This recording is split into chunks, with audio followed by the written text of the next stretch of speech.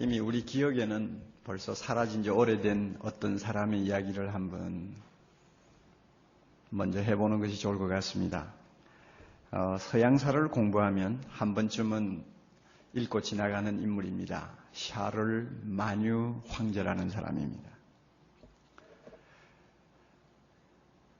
지금부터 한 1200년 전에 살았던 사람이니까 그렇게 우리에게 어떤 큰 감동을 줄 만한 인물은 못 돼요.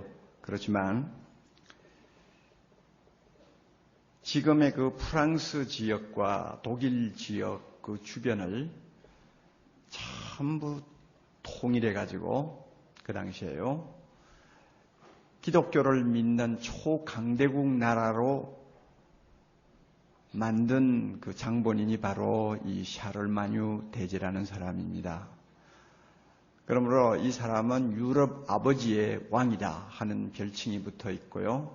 오늘날 유럽 연합을 꿈꾸는 그곳 사람들의 소위 EU, 유럽 연합의 어떤 환상을 가지고 있는 사람들에게는 모델이라고 할 수 있는 초강대국을 세웠던 장본인입니다. 그러므로 역사적으로는 굉장히 중요한 인물이죠.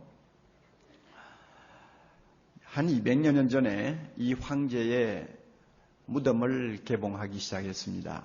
그러니까 죽은 지 1000년이 지난 사람의 무덤을 개봉을 하는 것입니다. 개봉하면서 일꾼들이 이제 무덤 속으로 들어갔는데 들어가다가 소스라치게 놀랐어요. 보니까 황제가 앉아 있는 거예요. 화려한 왕복을 입고 앉아 있어요. 그리고 머리에는 왕관을 쓰고 왼손에는 호를 쥐고 앉아 있는데 무릎 위에는 성경책이 펴 있었습니다. 그리고 오른손가락으로 성경책 펴여 있는 그 어느 한 성경 구절을 이렇게 짚고 있는 것입니다. 참 그 시체가 그렇게 앉아 있는 모습을 보면 얼마나 놀라겠어요. 그래서 그 손가락이 가리키고 있는 성경 구절을 보니까 무슨 말씀이 있는가 하면 오늘 우리가 읽은 마가복음 8장 36절의 말씀이 있는 거예요. 사람이 만일 온 천하를 얻고도 제 목숨을 잃으면 무엇이 유익하겠느냐. 쉬운 말로 바꾸면 온 세상 다 자기 손에 쥐고 흔들어도 죽음이 무슨 소용이 있냐 하는 이야기죠. 유럽을 정복하고 큰 왕국을 이룬 사람, 또 이 왕은 믿음이 좋은 사람이었다고 합니다. 그리고 그리스도를 믿는 신앙을 좀 힘있게 전파하는 것이 왕이 하나님으로부터 받은 사명이라고 늘 믿고 있었던 독특한 사람이었어요. 그래서 그렇게 그 초강대국을 세웠는데 그가 죽은 다음에 하필이면 왜 온 천하를 얻고도 목숨 잃으면 무슨 소용이 있느냐 하는 성경 구절에다가 그 손가락을 갖다 얹어놓고 장례 그 무덤 안에 앉아있도록 만들었을까? 그거 참 신비한 이야기죠. 아마 여기에는 상당한 메시지가 담겨 있었다고 생각합니다. 아무리 천하를 호령하는 군주라도 죽으면 아무것도 가지고 가는 것도 없고 남는 것도 없고 아무것도 소용이 없다는 것을 후세에 전하기 위해서 그랬을까? 이런 생각을 좀 해보는 것입니다. 여러분, 목숨만큼 소중한 것이 없습니다. 우리의 목숨은 하나밖에 없어요. 대용할 수도 없고 빌려올 수도 없고 또 그렇다고 해서 새로 만들 수도 없는 하나밖에 없는 소중한 것이 바로 목숨입니다. 이런 말이 있잖아요. 재물을 잃으면 내가 가진 것의 일부를 잃어버리지만 또 명예를 잃으면 내가 가진 것의 반을 잃어버리지만 건강을 잃으면 내가 가진 것 전부를 잃어버리는 것이다. 다시 말하면 목숨을 잃으면 다 잊어버린다는 이야기죠. 그만큼 우리에게는 목숨이 중요합니다. 그래서 그런지 요즘 현대인들 보면 최대 관심사가 건강이에요. 얼마나 건강에 대해서 신경을 많이 쓰는지 좀 먹고 살만하니까요. 그저 사람들이 밤이건 아니고 생각하는 게 건강인 것 같아요. 그래서 한동안은 신바람 나는 건강법이 뭐 그냥 너무 유행을 해가지고 야단도를 치는가 하면은 그저 건강에 좋다, 몸에 좋다 하면 무엇이든지 잡아먹어 씨를 말리는 한국판 몬도가네가 그냥 여기저기서 일어나고, 우리 모두가 이런 현실을 눈으로 많이 목격하면서 살고 있지 않습니까? 뭐 꼭 나쁘다고 말할 수는 없지만 사람들이 너무 건강에 신경을 쓰다 보니까 참 이해할 수 없는 이상한 짓들을 하게 되는 것 같습니다. 그래서 그런지 몇 년 사이에 우리나라 기업 가운데서 제일 급신장한 것 중에 하나가 건강식품업이었습니다. 우리나라 사람의 수명은 반년 전에 42살이었다가 반세기 전에 42살이었다가 지금은 72살, 74살, 얼마 지나면 75세를 넘는다는 말까지 나오고 있습니다. 그만큼 건강에 신경을 쓰고 삶의 질이 높아지니까 오래 살게 되는 것도 사실인 것 같습니다. 자, 그러면 여러분, 예수님의 말씀의 의미가 뭘까? 만일 사람이 온 천하를 얻고도 제 목숨을 잃으면 무엇이 유익하리요? 그것은 이 세상에서 목숨 잃어버리면 다 소용없으니까 세상에 살 동안 그저 어떻게 하든지 건강 조심해서 7, 80년 아니면 90년을 살다가 가도록 해라. 그 의미를 담기 위해서 주님이 그 말씀 하셨을까요? 만약 그렇다면 기독교라는 것은 인생 한 7, 80년 동안 복을 받고 살도록 해주는 속물 종교에 지나지 아니할 것입니다. 예수님이 말씀하신 것이 그런 의미라고 한다면 우리는 하필 오늘 저녁에 와서 예수님의 말씀을 들을 필요가 없어요. 건강 좀 조심하면 7, 80년 웬만하면 다 사는데 뭘 하필이면 여기까지 와가지고 한두 시간 앉아서 그렇게 힘들게 듣기 거북한 이야기를 들어요? 그럴 필요가 없잖아요. 기독교가 만약에 그런 식으로 이 말씀을 해석한다면 기독교는 존재할 이유가 없는 것입니다. 예수님의 말씀은 이것입니다. 목숨을 잃으면 세상에 있는 것을 다 잃는 것과 같이 구원을 놓치면 정말 모든 것을 다 놓치고 만다 하는 이야기입니다. 육신의 생명을 잃어버리면 땅에 있는 모든 것을 내가 다 놓치고 마는 것처럼 영원히 사는 영생을 만약에 내가 소유하지 못하면 진짜 모든 것을 다 놓치는 가장 원통하고 비참한 존재가 된다는 말씀을 이 말씀 속에 담고 있어요. 그것은요, 바로 우리가 읽은 36절 바로 앞에 있는 35절 말씀 보면은 금방 나타나요. 35절 여러분 자막을 한번 보세요. 누구든지 제 목숨을 구원코자 하면 잃을 것이요. 다시 말하면 살고자 하면 죽는다 하는 이야기요. 누구든지 나와 복음을 위하여, 즉 예수님을 위하여 제 목숨을 잃으면 구원하리라. 그리고 나서는 사람이 만일 온 천하를 얻고도 제 목숨을 잃으면 무슨 소용이 있겠느냐 하는 말씀이 나왔거든요. 그러니 바로 앞에 있는 35절에서 주님이 하시는 말씀은 이거예요. 영원히 사는 영생을 위해서 7, 80년 사는 목숨을 버려야 될 것 같으면 차라리 그거 아끼지 말고 버리고 영생을 소유하는 사람이 되어라 하는 이야기입니다. 아무리 세상에서 7, 80년 잘 먹고 건강하고 내 마음대로 산다고 할지라도 영원히 사는 생명을 놓쳐버리면 그 사람은 진짜 모든 것을 놓치는 사람이 된다.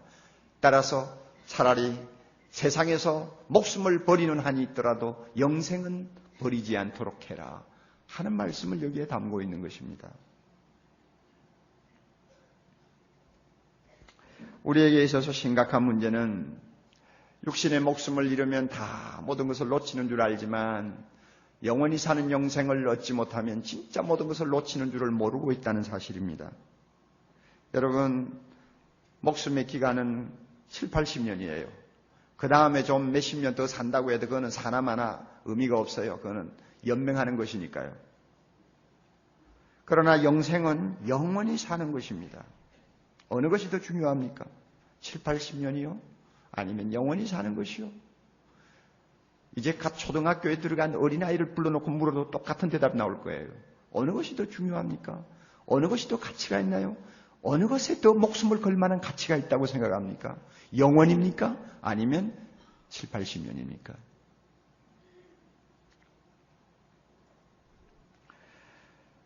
이 시간 하나님께서 여러분들을 이 자리로 오십시오 하고 초대한 이유 무엇인지 아세요? 7, 80년을 위해서 목숨 걸지 말고 영혼을 위해서 목숨을 거는 복된 사람이 되라. 지혜로운 사람이 되라. 그 말씀 하시려고 여러분을 여기에 초대한 것입니다. 하도 사람이 멍청하니까, 하도 사람이 잘 깨닫지를 못하니까, 영혼을 위해서 목숨을 거는 사람이 되라고 하나님이 여러분을 이 자리에 초대했어요. 그러기 위해서 한 5가지를 오늘 저녁에 여러분이 꼭 기억하시고 마음에 담으시기를 바랍니다. 제가 시간 내는 범위 안에서 하나하나 설명을 해드릴 테니까 이 5가지를 마음에 잘 담으시고 생각하시고 또 마음속으로 깊이 모든 것을 여러분이 깨달으시기를 바랍니다. 7, 80년 인생을 놓고 목숨 걸지 말고 영원히 사는 인생을 놓고 목숨을 거는 지혜로운 자, 복된 자가 되기 위해서 꼭 알아야 될 5가지 사실입니다. 어렵지도 않아요. 그러나 중요합니다. 무슨 새로운 말씀은 아니에요. 여러분이 아마 자주 들은 말씀일 수도 있습니다. 그러나 오늘 밤에 하나님께서 여러분의 귀를 여시고 이 말씀을 잘 마음에 담는 시간이 된다면 여러분이야말로 영혼을 소유하는 복된 사람이 될 줄을 분명히 믿습니다. 자, 첫째로요. 생명의 주인이 내가 아니고 하나님이라는 사실을 꼭 알아두셔야 됩니다. 하나님은 창조자입니다. 생명을 만드신 분이요. 생명을 보존하시는 분이요. 생명을 주관하시는 만유의 주가 되십니다. 이분이 하나님입니다.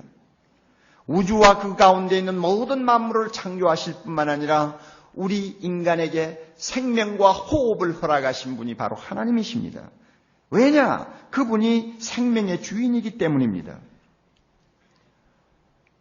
현대인들이 좀 살만하고 인간 대우를 받을 만하고 동시에 의학이 발달하면서 수명이 길어지니까 생명의 주인 되신 하나님을 우리의 생각에서부터 추방을 해버렸습니다.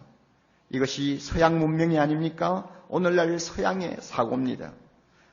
우리의 생각에서 하나님을 추방했어요. 하나님 필요 없다 그 말이에요. 하나님이라는 것은 옛날에 고대 사이의 사람들처럼 약간 무식하고 어린애 같은 그런 좀 수준에 있는 사람들에게나 신이 필요한 것이지 오늘날 같이 성인이 된 현대인에게 무슨 하나님이 필요하냐. 그러므로 캐캐묵은 옛날 소리 하지 말라 하고는 자기 생각에서 하나님을 추방하고 자기 생활에서 하나님을 추방해버렸어요. 그래서 한때 아이로데일이라고 하는 사람이 있습니다. 우리나라 사람들은 잘 모릅니다만 미국 사람들은 알고 있어요. 아이로데일이라고 하는 사람은 열광적인 자연식품 애창자입니다. 그러니까 자연식품을 가지고 건강을 유지할 수 있다고 선전하고 다니면서 자기가 이 자연식을 하면서 사람들에게 건강을 과시하는 일에 한 생을 바친 사람이에요. 이 사람이 72살 먹었을 때 그는 뉴욕타임즈에다가 자기 건강을 과시하면서 무슨 말을 했는가 하면 나는 지금 72살이지만 100살까지 살 자신이 있다. 얼마나 건강한지 모른다. 이러면서 뉴욕타임즈에다가 자기 기사를 실었어요. 그리고 얼마 후에는 텔레비 앞에 나와가지고 자기 몸이 얼마나 건강한가를 과시했습니다. 그리고 100살까지 산다고 호언장담했는데 며칠 후에 심장마비로 죽고 말았습니다. 멍청한 사람이요, 멍청한 사람.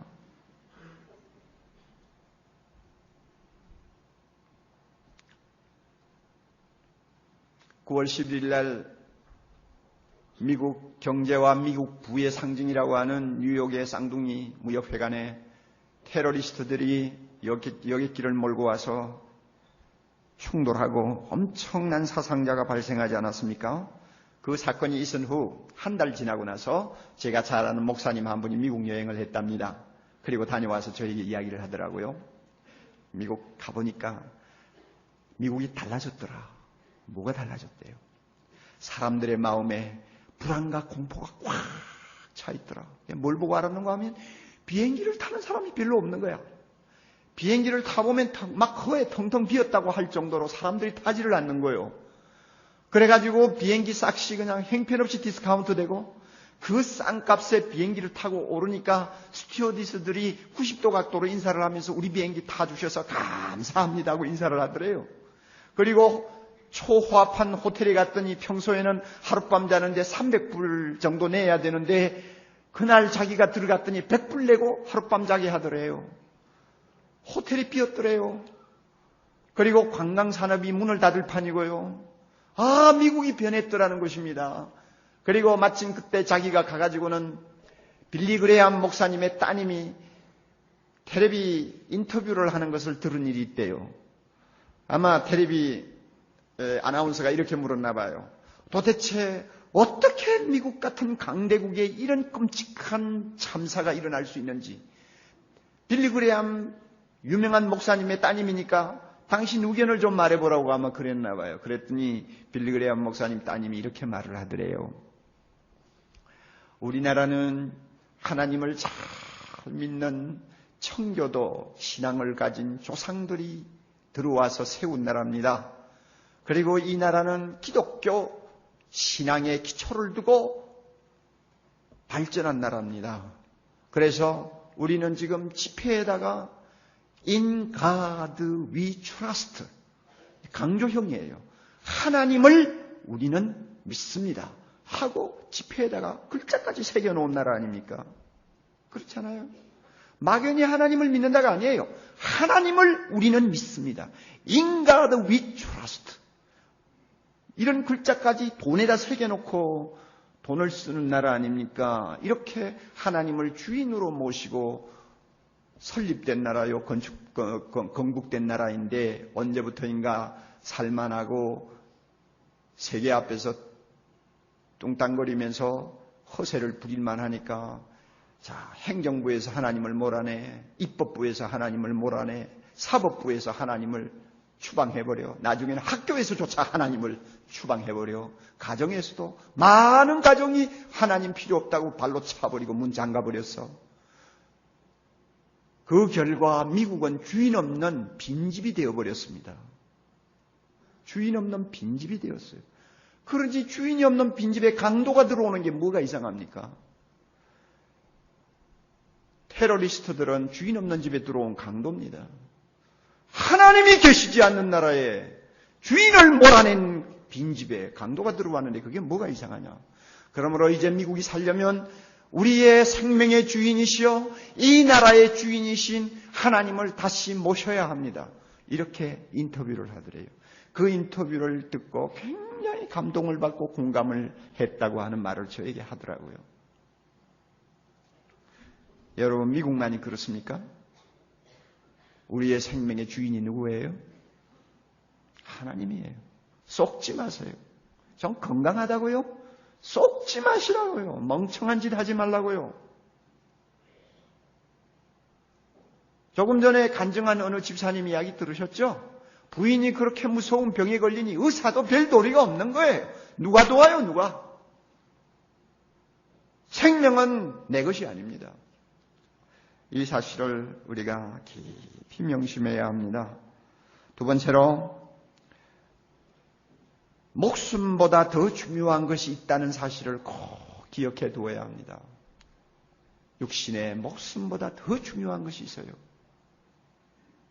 그것이 무엇인지 압니까? 영생입니다. 성경의 원어대로 말을 한다면 조회입니다. 조회. 영원히 사는 생명입니다. 우리의 목숨보다 더 중요한 것, 조회입니다. 영원히 사는 소위 말하는 영생이라는 생명입니다. 이것보다 더 중요한 것이 없습니다. 이 생명은 절대 아프지 않습니다. 절대 늙지 않습니다. 죽지도 않습니다. 하나님과 함께 영원히 사는 생명입니다. 생명의 주인이신 하나님과 아름다운 교제를 나누면서 영원토록 사는 생명, 이것이 조회입니다. 여러분, 이것이 있다는 사실을 우리가 인정한다면 그 다음부터는 쉽게 문제가 풀립니다. 예수님이 우리에게 이런 약속을 하셨어요. 내가 너희에게 영생을 주노니 영원히 멸망치 아니할 것이요 내가 너희에게 영생을 주노니 영원히 멸망하지 아니할 터이니. 주님이 약속하셨어요. 이 영생이 있다는 사실을 우리가 알아야 합니다. 현대인들은 지금 오만이 머리 꼭대기까지 가득 차 있어요. 생명공학이 초고속으로 발전하면서 스스로 영생할 수 있다고 하는 망상을 가지기 시작했습니다. 여러분, 지난 8월인가 우리나라에 왔던 라헬이라고 하는 사람을 기억하실지 몰라요. 그는 인간 복제 회사를 세계에서 최초로 만든 사람입니다. 그리고 우리나라를 찾았어요. 앞으로 6개월에서 2년 안에 반드시 인간 복제된 인간을 만들어내겠다는 거예요.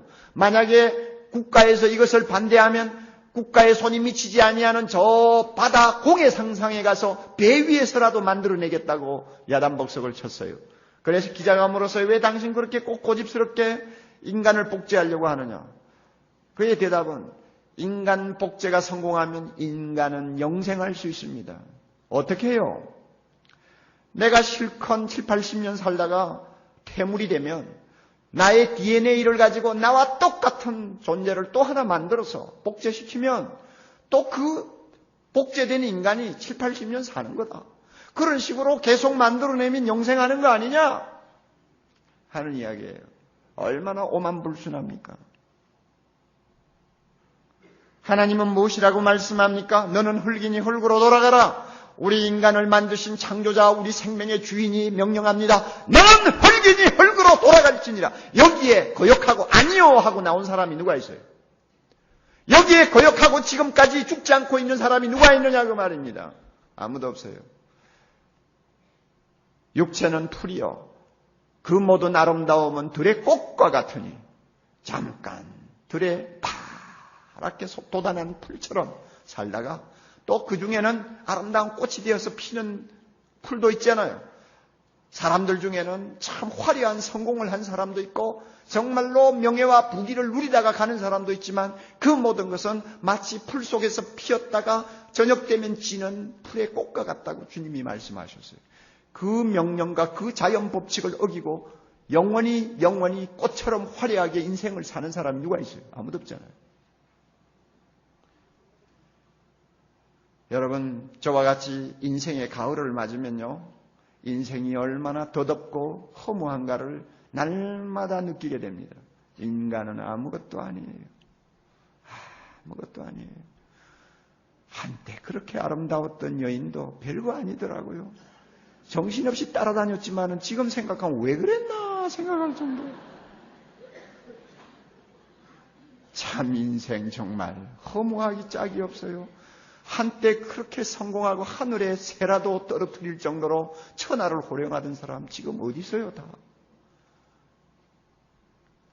그렇게 많은 재산을 가지고 사람들 앞에서 우쭐거리던 사람 글쎄 그 재산이 그로 하여금 얼마만큼 행복하게 합니까? 참 인생은 아무것도 아니에요.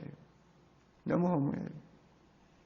지금도 우리나라는 하루에 680명이라는 사람이 죽어나가고 있어요. 미국은 하루에 6,000명이 죽는다고 그래요. 세계적으로는 하루에 37만 명이 죽어나갑니다. 37만 명이 죽어요. 거기에 거역할 사람이 누가 있어요?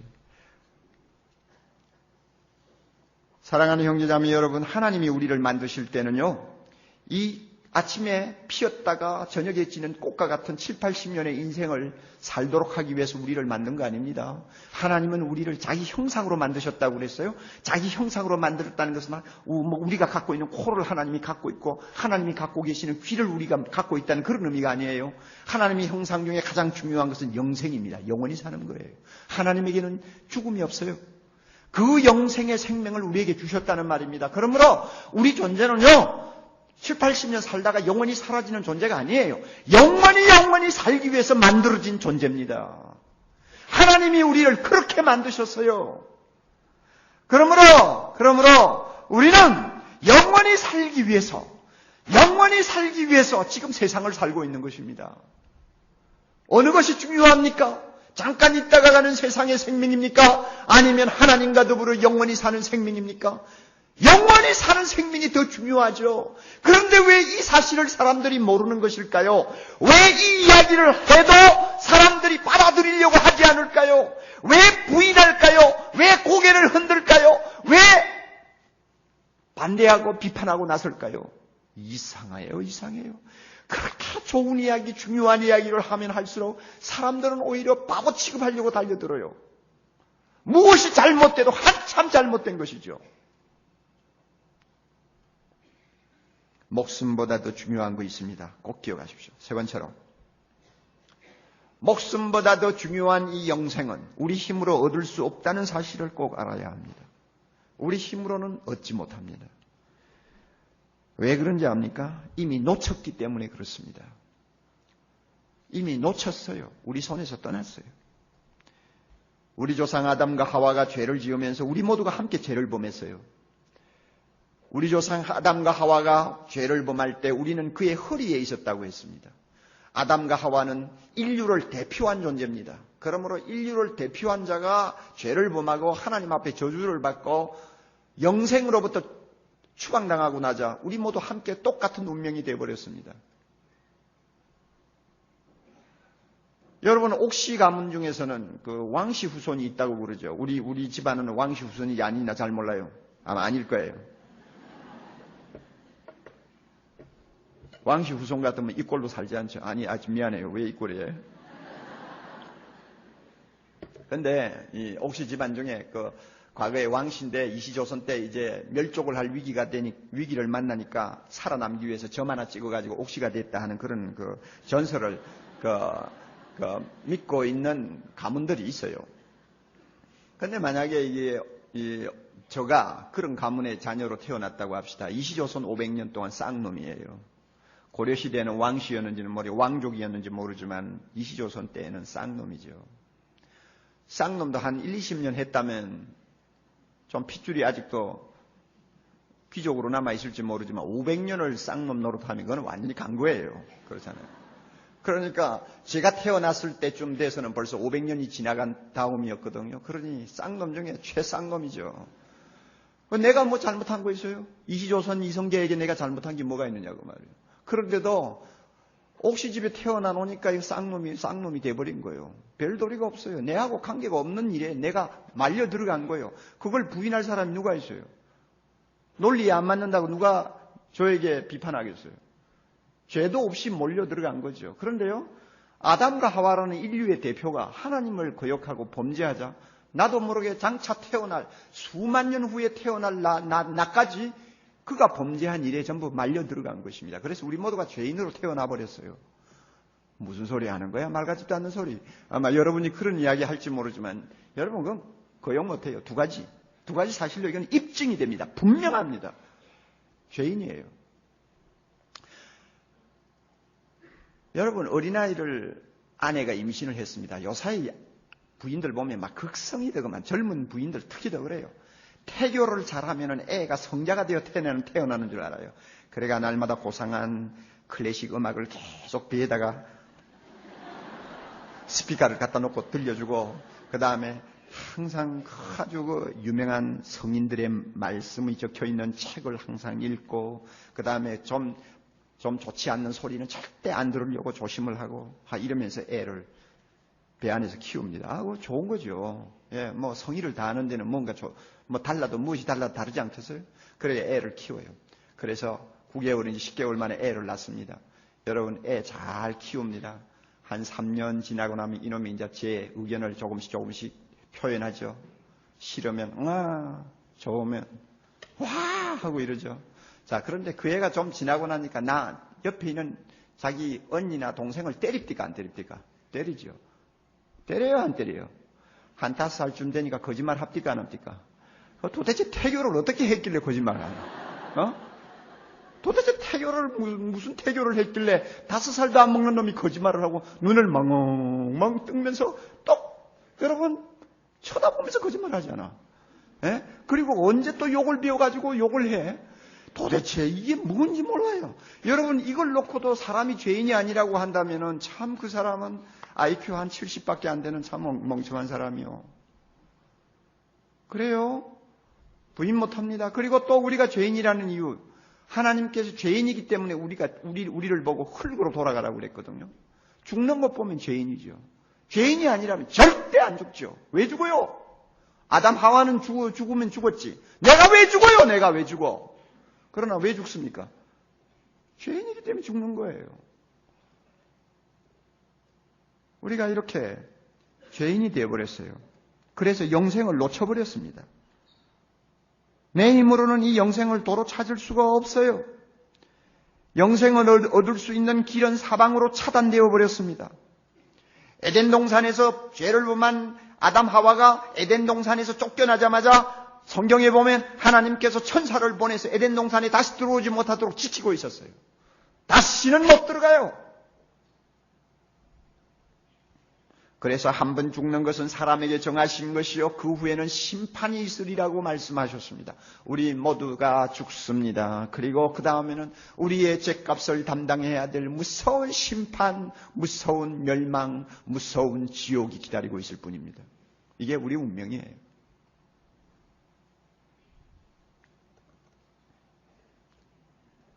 이런 이유 때문에 우리는 얻고 싶어도 영원히 사는 영생을 내 힘으로는 얻을 수가 없어요. 내 노력으로는 절대로 얻지 못해요. 아무리 법당에 앉아서 평생을 돌을 닦는 스님이라 할지라도 안 돼요.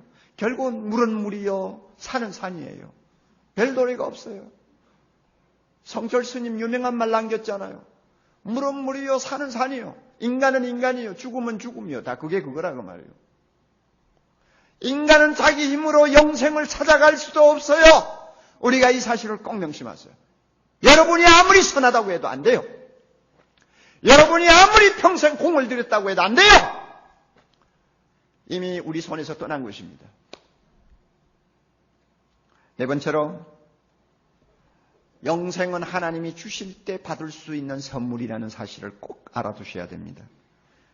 우리 힘으로는 얻을 수 없지만 하나님이 주시려고 하면 받을 수 있다는 것입니다.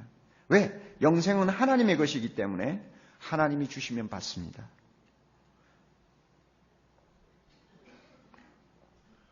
우리 하나님은 사랑이세요. 아마 우리 교회도 이 스크린이 올라가면 뒤에 성경 구절 하나가 보입니다. 하나님은 사랑이시라.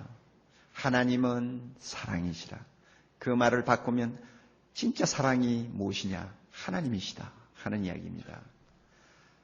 하나님은 사랑이시기 때문에 죄를 범해서 자기를 떠나서 이제는 영생을 얻을 수 없는 우리 인간을 보시고 늘 마음 아파하시며 괴로워하셨습니다. 어떻게 하면은 저 인생을 다시 구원할 수 있을까? 7, 80년 살다가 영원히 멸망받을 수밖에 없는 저 인생 어떻게 하면은 죄값을 다 털어내주고 나와 함께 영원히 사는 존재로 만들 수 있을까? 이것을 놓고 하나님이 오랫동안 고심하시고 오랫동안 생각하신 것 같아요.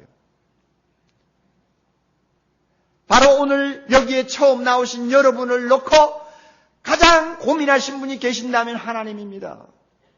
왜? 여러분이 가는 길을 많이 알고 계시는데 그 길을 그대로 가도록 내버려 두었다가는 다시는 기회를 얻을 수가 없을지 모르기 때문에 어떻게 하든지 가는 길을 멈추게 하고 돌아서서 하나님이 계시는 그곳으로 들어오도록 하시려고 무척 고민하셨다고 말이에요. 제가 하나님이 고민하셨다고 하니까 이상합니다만 고민하신 흔적이 성경에 보면 여러 군데 있어요. 그래서 어느 날 하나님께서 자기 아들 보고 말씀하셨어요. 아무래도 안 되겠네. 사람들이 자기 힘으로 영생을 얻을 수가 없으니 이제는 내가 비상수단을 동원해야 되겠네. 아들아, 나를 대신해서 세상으로 좀 가다오. 가서 사람들의 모든 죄를 네가 대신 좀 짊어지고 그 대신 사람들을 구원받도록 좀 해주어. 하나님이 자기 아들에게 부탁을 하셨어요. 그래서 예수님이 하나님의 아들로 세상에 오셨습니다. 오실 때 하나님으로 오셨지만은 그의 모습은 우리와 똑같은 죄인의 모습으로 인간의 모습으로 오셨어요. 참 사람이 되어서 오셨어요. 심지어 태어나실 때도 하나님의 아들임에도 불구하고 마국간에서 태어나셨어요. 그리고 아무리 천민이라도 아무리 수준이 낮은 사람이라도 아무리 큰 죄인이라도 마음 놓고 접근할 수 있는 가장 평범한 존재로 어떤 면에서는 괄시와 멸시를 당할 수 있는 그런 모습으로 세상에 하나님이 오신 것입니다. 그리고 죄의 싹선 사망이라고 그랬죠. 우리의 죄를 예수님이 짊어지고 그 모든 죄를 다 담당하기 위해서 인간이 만들어낸 사형 방법 중에서 가장 비참하고 가장 참혹한 방법이라고 하는 십자가 형태를 예수님이 짊어지시고 거기서 못 박혀 돌아가셨습니다. 그는 죄가 없는 분이에요. 죄가 없기 때문에 우리 모두의 죄를 그는 담당할 수 있었습니다. 내가 나면서부터 죄인인 신분을 그가 담당할 수 있었고, 이 세상에 태어나서부터 내가 입으로 범한 죄, 생각으로 범한 죄, 행동으로 범한 죄, 내가 알게 범한 죄, 내가 모르게 범한 죄, 모든 범죄를 예수님이 홀로 다 담당하시고 십자가에서 대신 피를 흘려 주신 것입니다. 이것이 예수님의 십자가의 죽음이었습니다. 하나님이 예수님이 십자가에 죽으신 그것을 보시고 우리의 모든 죄를 다 용서하시기로 마음에 작정하셨어요. 왜? 예수님의 피는 죄 없는 피입니다. 예수님의 피는 깨끗한 보혈입니다. 예수님이 죄가 없기 때문에 수십억, 수백억 되는 인류의 모든 죄를 혼자 다 담당할 수가 있었습니다. 죄가 없는 분이기 때문에 우리의 모든 죄를 어떠한 죄라도 그는 다 담당할 수 있었습니다. 그 죄를 담당하시고 주님이 피 흘려 주셨기에 하나님이 주님의 십자가를 보시고 우리의 모든 죄를 기쁘게 용서해 주시기로 작정하신 것입니다. 그래서 우리는 아무것도 선한 것을 한 일도 없는데, 죄를 씻기 위해서 비누로 한번 씻은 일도 없는데, 내 죄를 다 용서받기 위해서 내 몸을 불태워 하나님 앞에 드린 일도 없는데, 하나님이 예수님의 십자가의 피를 보시고 죽음을 보시고 나의 죄를 다 용서하시기로 작정하신 것입니다. 그리고 예수님이 죽은 지 사흘 만에 하나님께서 그를 무덤을 열고 일으켰습니다. 자기 아들이 죄 때문에 죽었어요. 가만히 두실 수 있습니까? 하나님은 생명의 주인인데 무덤에서 썩도록 내버려 둘 수 있습니까? 그럴 수 없잖아요.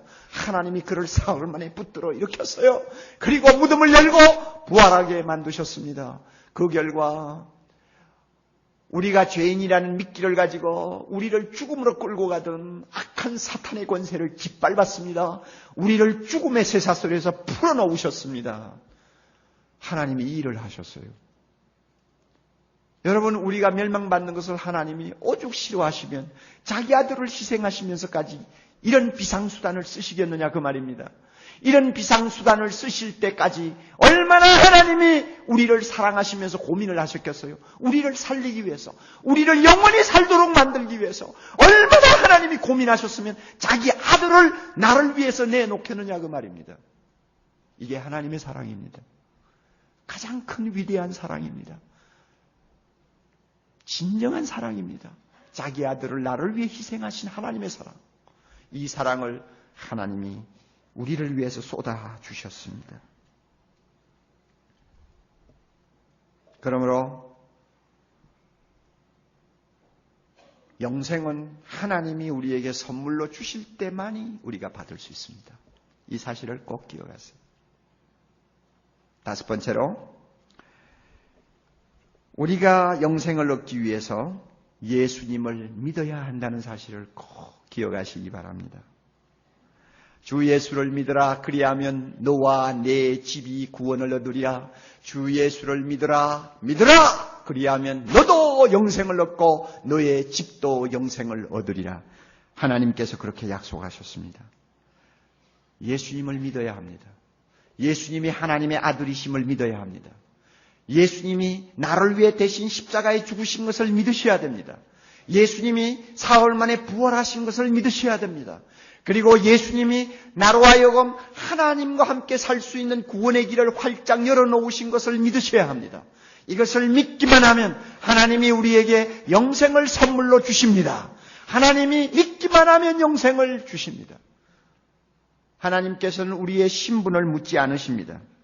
과거에 죄를 얼마나 많이 지었느냐 짓지 않았느냐를 하나님은 따지지 아니하십니다. 하나님은 과거를 묻지 아니하십니다. 믿기만 하면 과거 묻지 않습니다. 믿기만 하면 우리의 신분 따지지 않습니다. 믿기만 하면 내가 성공자냐 실패자냐 그것은 아무 의미가 없습니다. 여러분 아까 여러분 영상을 통해 보셨죠? 세상에서 다른 사람의 생명을 끊어놓는 사형수, 여러분 누가 그 사람에게 동정을 하겠습니까? 그러나 하나님은 그런 사람도 과거를 묻지 않고 모든 죄를 용서하시고 구원하시는 거 보았잖아요.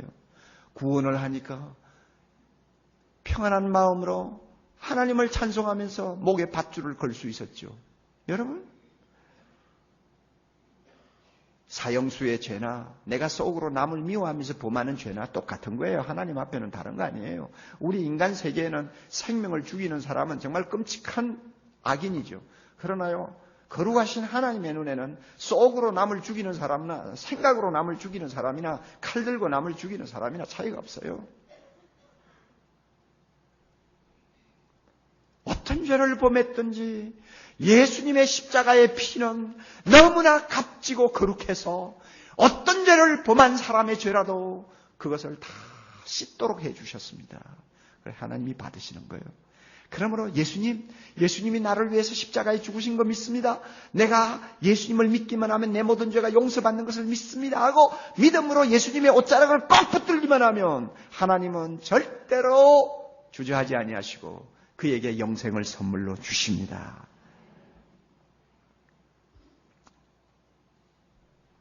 사랑의 교회 하면 사랑의 교회 초창기에 아주 전설적인 인물이 하나 있습니다. 이수정 집사라는 사람입니다. 제가 오늘 그분 이야기 잠깐 하죠. 진짜 우리 교회의 역사와 더불어서 아마 영원히 기억될 전설적인 인물이 되어버렸어요.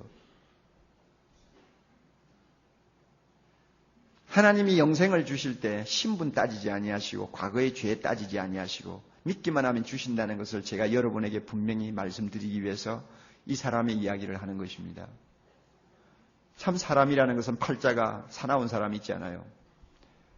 자기가 무엇을 잘못한 것도 아닌데 사나운 참 팔자로 타고나는 사람들이 있어요.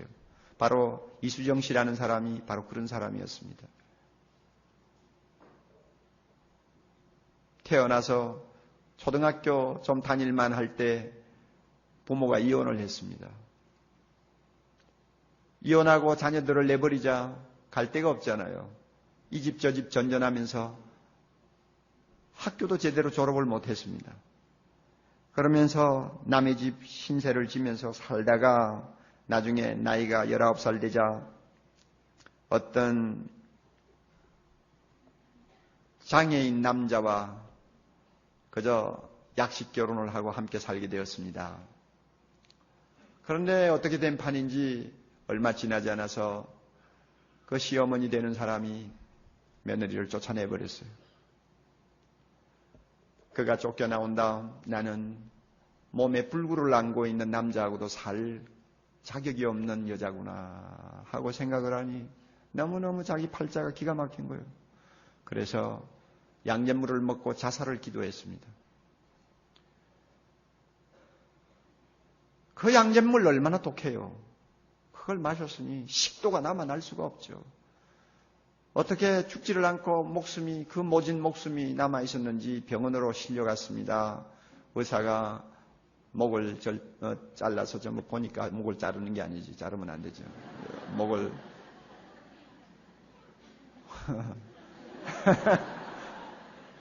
목을 자르면 안 되지. 예, 식도 쪽을 보니까 이 약 때문에 식도가 타버렸어.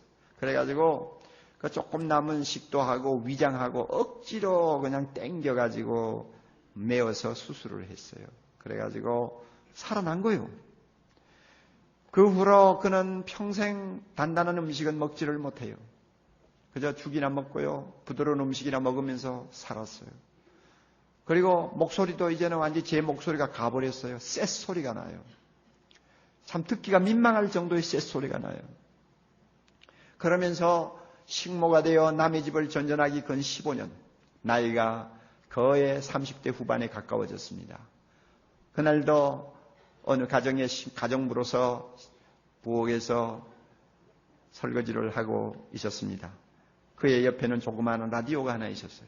그날따라 다이얼을 돌리다가 극동방송의 다이얼에 아마 손을 멈추었나 봐요.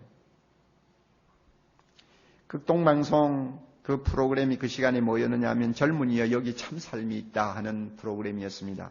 자기도 모르게 막 거기서 흘러나오는 아나운서의 말에 귀를 기울이기 시작했습니다.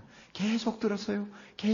뭐 예수님이 어떻게 하고 뭐 예수님이 당신을 위해 죽으셨습니다. 예수님이 당신을 위해서 오늘도 살아계십니다. 그분을 붙들면 예수님, 그분이 당신과 함께 동행합니다. 뭐 이런 이야기예요. 계속 자기도 모르게 귀가 끌려 들어갔습니다. 빨려 들어갔어요. 계속 듣다가 놀라운 일이 일어났어요. 나도 예수 믿어야지. 나 예수 믿고 싶어. 라디오 앞에서 예수님, 나 예수 믿고 싶어요. 날 좀 도와주세요.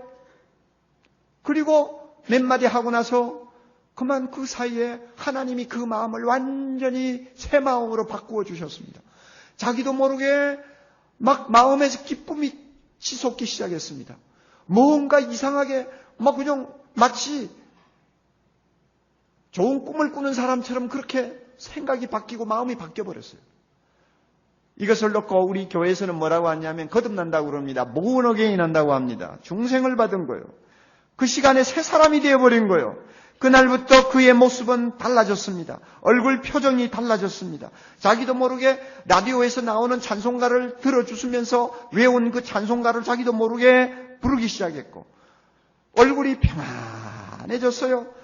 그 후로부터 날마다 부엌에는 그 라디오를 켜놓고 극동방송에서 나오는 모든 프로를 다 듣는 거예요. 그러면서 성경을 배웠습니다. 기도하는 것을 배웠습니다. 예수님이 자기 마음에 계신다는 것도 믿게 되었습니다. 예수님을 믿기만 하면 세상에서 아무리 팔자 사나운 여자라도 하나님 앞에 갈 수 있고 영생을 얻을 수 있다는 것을 그가 알게 되었습니다. 그래서 그는 행복한 나날을 부엌에서 보내고 있었어요. 그때쯤 제가 교회를 개척했습니다. 개척하고 나서 한 2달 정도 지나서 한 30명 정도 모였을 때입니다.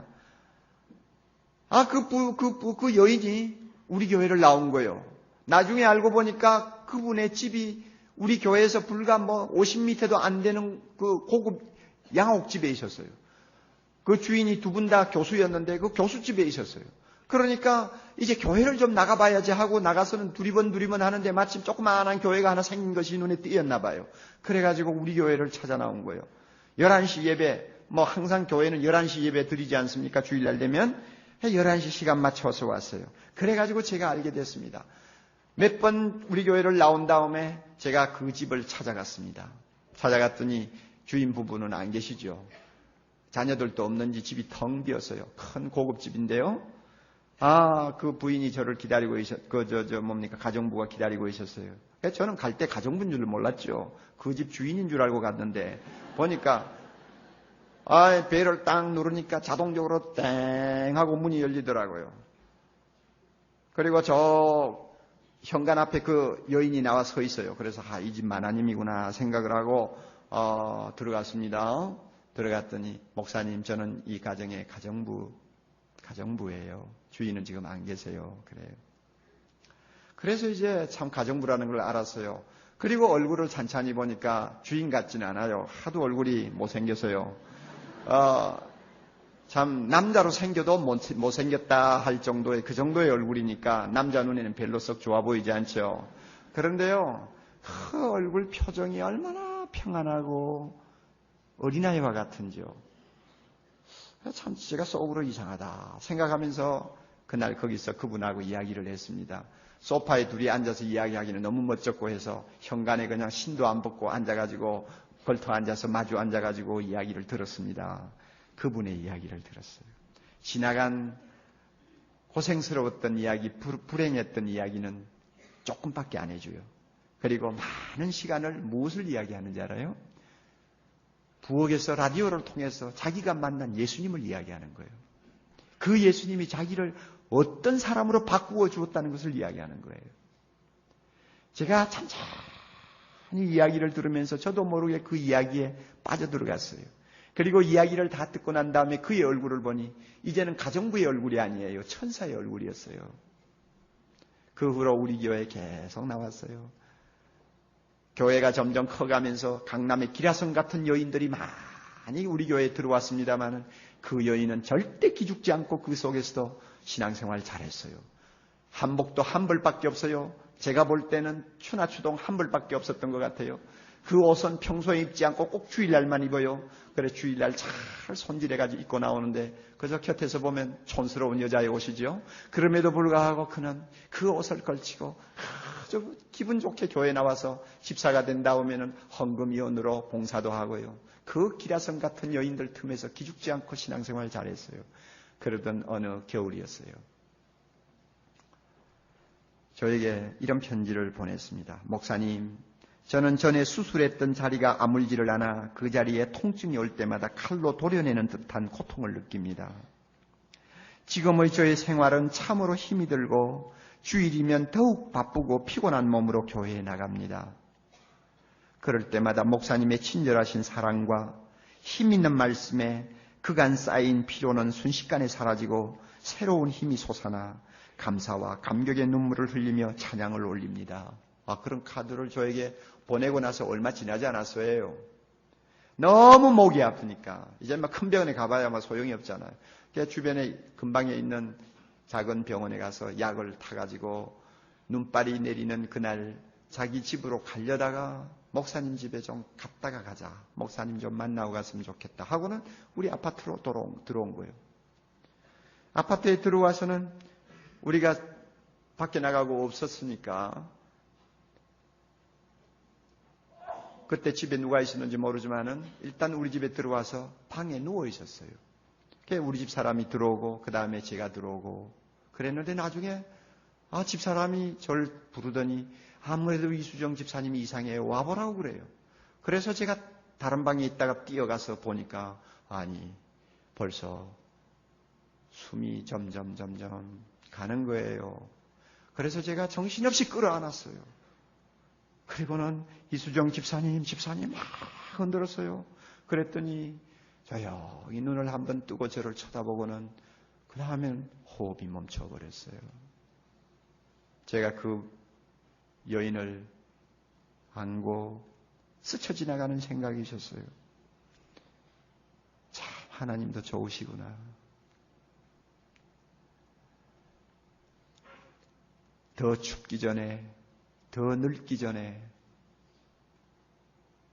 더 고독해지기 전에 하나님께서 저 좋은 나라로 목사의 품에 안겨 들어갈 수 있도록 해주셨으니 얼마나 복이 많은 사람인가.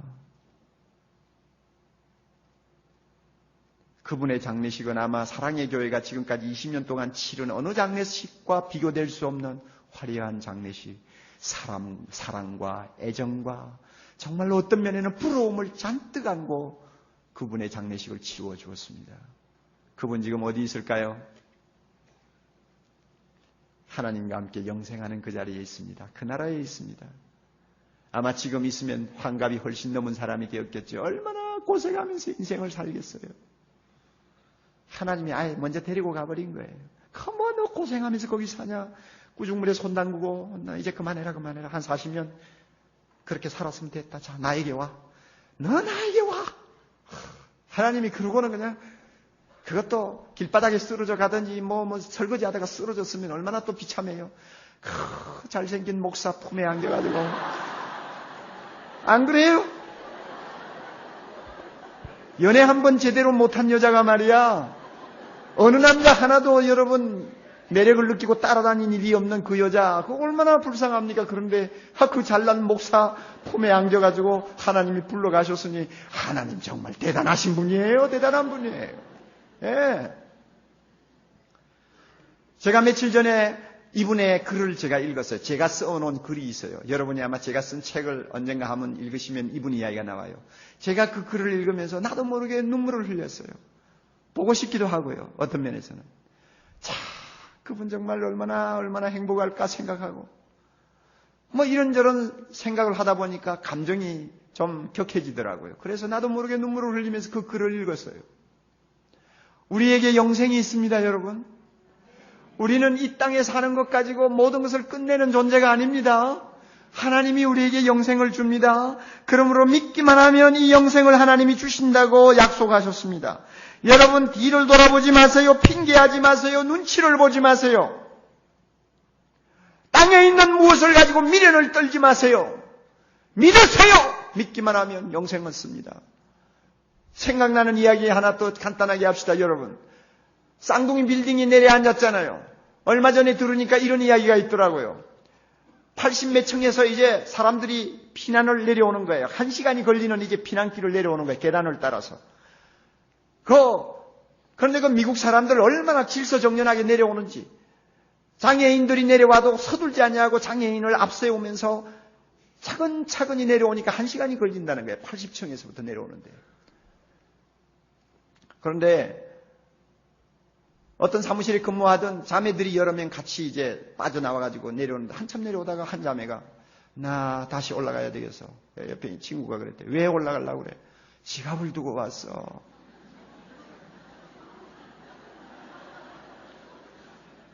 여러분 지금 웃으시죠? 그런데 그 지갑 안에 모든 중요한 게 다 들었잖아요. 사실 미국 사람들 지갑이 얼마나 커요. 카드가 얼마나 많이 들어있어요. 그러니까 그걸 깜빡하고 그냥 두고 왔다는 거예요. 아, 그래도 지금 위험하니까 내려가자. 그거 뭐 다음에 만들면 되지 않냐? 아니야, 내가 아무래도 갔다 와야 되겠어. 하고는 혼자서 도로 올라간 거예요. 올라가고 나서 얼마 지나지 않아서 빌딩이 무너지면서 같이 사라졌어요. 여러분, 우리가 인간적으로 생각하면 얼마나 어리석은 여자입니까? 그렇잖아요? 지갑보다 더 중요한 게 목숨 아니에요. 오늘 우리가 잘못하면 똑같은 미련한 짓을 할 수 있어요. 우리에게 중요한 것은 영생입니다. 믿기만 하면 영생을 주신다고 하는데도 땅에 있는 뭐 돈 좀 더 벌려고, 땅에 좀 더 재밌게 지내려고, 남의 눈치 보느라고, 내 지갑 찾느라고 미루고 머뭇거리다가 결국은 나중에는 기회를 다 놓치고 마는 불행한 사람들이 우리 주변에 너무너무 많습니다. 여러분 그 쌍둥이 빌딩 100여 층 되는 데서 여러분 깃발 흔드는, 아니요 보자기 흔드는 사람 텔레비를 통해 보았어요. 그 사람은 살아날 모든 길은 다 차단돼 버린 사람입니다. 나갈 수도 없어요. 그런데 100층이나 되는 거기에 어떻게 헬리콥터가 그 사람을 건져낼 거요. 소방대가 고가 사다리를 거기다 걸 거요. 길이 없어요. 길이 없지만 행여나 하고는 흰 보자기를 가지고 계속 흔들다가 나중에는 빌딩에 내려앉으면서 함께 영원히 사라져 버렸어요. 여러분 이 사람은 기회를 놓친 사람이요. 여러분 믿으라고 할 때 믿어야 합니다. 기회는 하나님이 모든 사람에게 날마다 주는 거 아니에요. 영원히 기회를 주는 거 아니에요. 기회는 한 번이에요. 아마 여러분이 오늘 저녁에 이 자리에 오신 것은 하나님이 여러분에게 영생을 주시기 위한 기회로 여러분을 이 자리에 초대하신 것으로 알아요. 믿기만 하면 됩니다. 예수님을 믿으면 됩니다. 믿으면 하나님이 주시는 선물을 받을 수 있습니다. 그리고 우리는 영원히 사는 아름다운 하나님의 자녀가 되는 거예요. 그런데 이 기회를 놓치고 여러분 다음에 믿지, 늙어서 믿지 하다가 나중에는요 보자기 흔드는 사람이 되어버립니다. 그때는 영원히 여러분이 영생을 얻을 수가 없습니다. 조용히 머리 숙이시기를 바랍니다.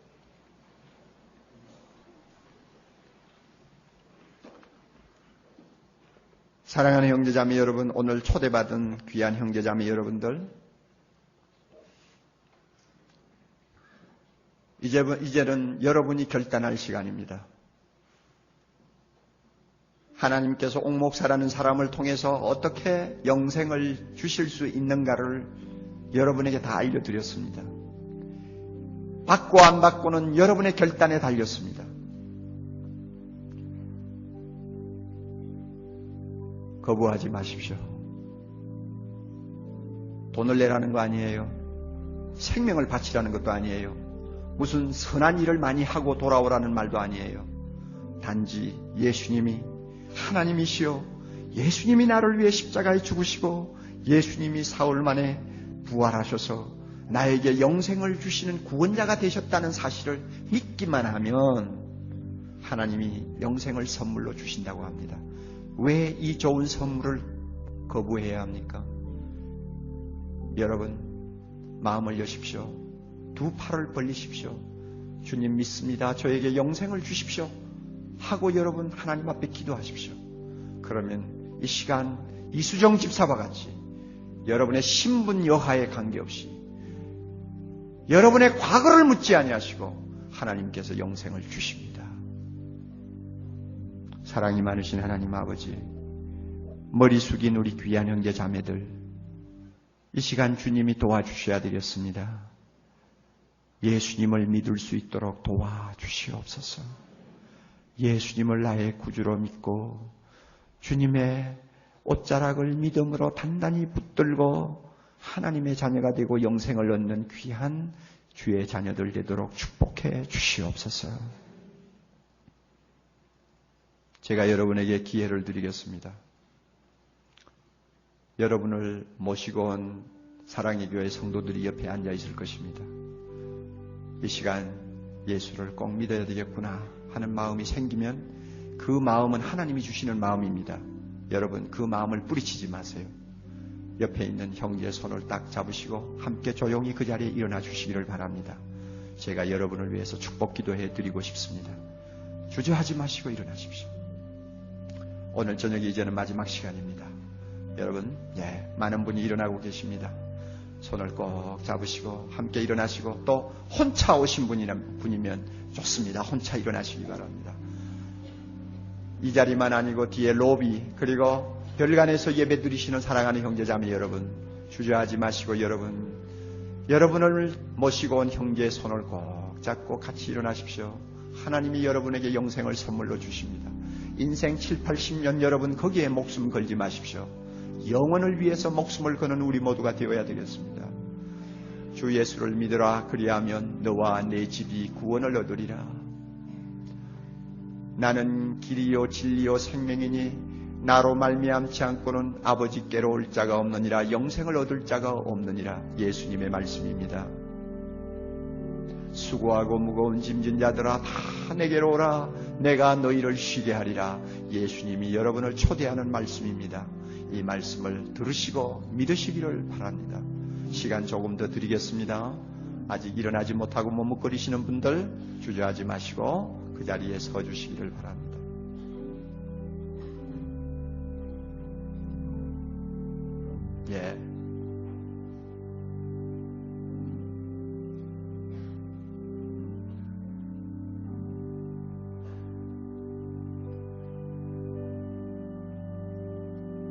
사랑이 많으신 하나님 아버지 감사합니다. 많은 형제 자매들이 예수님을 믿기 위하여 일어났습니다.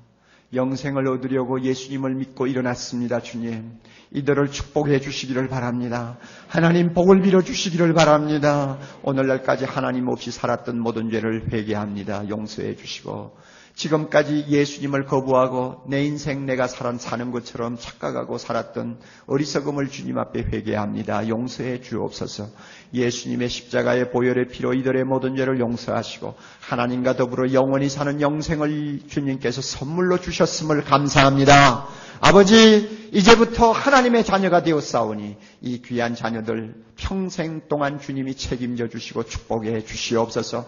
험한 세상 살 동안 혼자 두지 마시고 주님이 항상 손잡고 동행해 주시기를 바라오며 마음에 소원하는 바가 있으면 주님이 때를 따라 그 소원을 들어 응답해 주시기를 바라오며 남은 여생 더욱더 주님을 영화롭게 하는 거룩한 백성 될 뿐 아니라 아직도 예수님을 알지 못해서 영원히 멸망당하는 길을 걸어가는 우리 이웃들을 주님 앞으로 인도할 수 있는 아름다운 주님의 제자들이 되도록 축복해 주시옵소서. 이들을 인도하기 위해서 지금까지 눈물과 땀을 흘리며 수고한 우리 교회 모든 성도들에게 오늘 말로 다 할 수 없는 영적 각성을 허락해 주시고 기쁨을 허락해 주시옵소서. 예수님 이름으로 간절히 기도하옵나이다. 아멘.